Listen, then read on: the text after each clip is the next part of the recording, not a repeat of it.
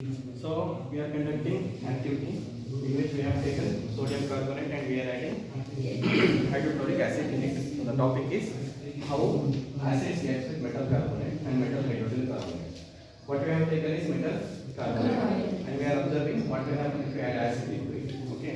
Already I have shown you one gas release ಆಗುತ್ತೆ. ಆ gas ಅನ್ನು ಹೇಗೆ ಟೆಸ್ಟ್ ಮಾಡಬೇಕು ಅಂತ ಈಗ ತೋರಿಸ್ತೀನಿ. Okay. So this is sodium carbonate and this is hydrochloric acid. I am mixing it. Okay.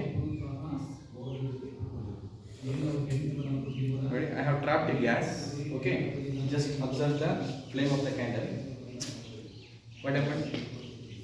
ಏನಾಯ್ತು? ಅದು ಫ್ಲೇಮ್ ಇದೆಯಲ್ಲ ಅದು ಆರೋಯ್ತು. ಹೌದಾ ಇಲ್ಲ? The gas produced here. Okay. I have written a chemical reaction over here. Just see.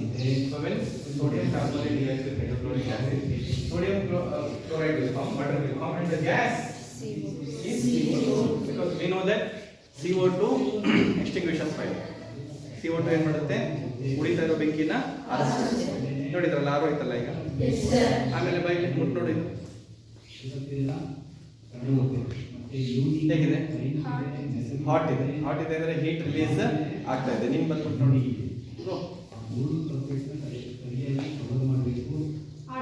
Hot ಇದೆ. Hot ಇದೆ ಅಂದ್ರೆ heat release ಆಗ್ತಾ ಇದೆ ಅಂತ. ಹೀಟ್ ರಿಲೀಸ್ ಆಗ್ತಾ ಇದ್ರೆ this is an example for which reaction?